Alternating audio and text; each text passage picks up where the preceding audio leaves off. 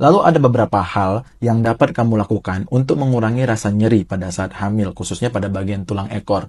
Yang pertama, pilihlah tempat duduk yang lembut. Jangan memiliki permukaan datar yang keras, karena akan menyebabkan tekanan yang berlebihan pada tulang ekor. Atau kamu bisa menggunakan bantal berbentuk donat atau berbentuk U, sehingga akan mengurangi beban pada tulang ekor. Pilihlah tempat duduk yang memiliki sandaran, dan hindari untuk duduk terlalu lama. Jadi disarankan seorang ibu hamil itu bangkit dan berjalan, jangan duduk terus di atas 45 menit. Pemilihan daripada sepatu atau sol yang baik, nyaman, dan lembut juga bisa menjadi salah satu pilihan untuk mengurangi tekanan pada tulang ekor, apalagi pada saat seorang ibu sedang berjalan. Dan kemudian disarankan seorang ibu hamil itu melakukan latihan ringan atau prenatal yoga, yang mana menggunakan posisi seperti child pose atau cat cow.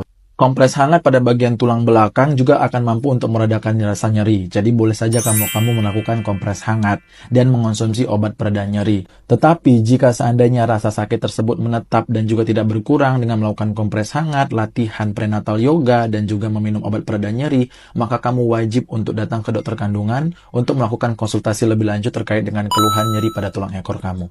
Seorang ibu hamil sering mengeluhkan pusing. Ada beberapa alasan medisnya. Kita bagi menjadi dua ya. Yang pertama adalah proses fisiologis dan yang kedua proses patologis. Kalau proses fisiologis, pada saat hamil akan terjadi peningkatan hormon progesteron yang akan menyebabkan terjadinya pelebaran pembuluh darah atau vasodilatasi sistemik, yang efeknya adalah akan menyebabkan penurunan tekanan darah yang terkompensasi dalam kehamilan. Nah, akibatnya akan menurun sedikit aliran darah ke otak dan menyebabkan pusing.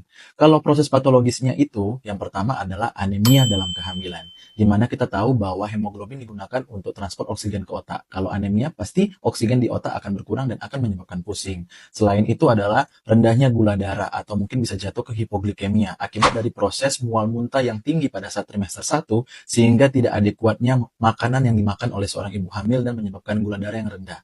Lalu yang terakhir adalah sindrom kompresi vena cava. Pada kehamilan TM3, rahim akan semakin membesar. Ibu yang sering kali tidur terlentang dominan, maka akan menyebabkan tekanan pada pembuluh darah vena cava dan akan mengganggu aliran darah balik dari kaki dan menurunkan aliran darah balik jantung dan menyebabkan pusing. Untuk mengurangi suatu keluhan pusing saat hamil, itu kalau karena proses fisiologis tidak perlu pakai obat. Umumnya hanya kita edukasi bahwa seorang ibu jangan terlalu cepat perubahan posisi dari duduk ke berdiri, ataupun dari berdiri ke duduk dan tidur.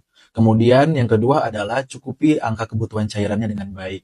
Lalu untuk mencegah hipoglikemia pada proses mual muntah yang berlebihan, khususnya di TM1, maka harus makan dalam porsi kecil tetapi sering.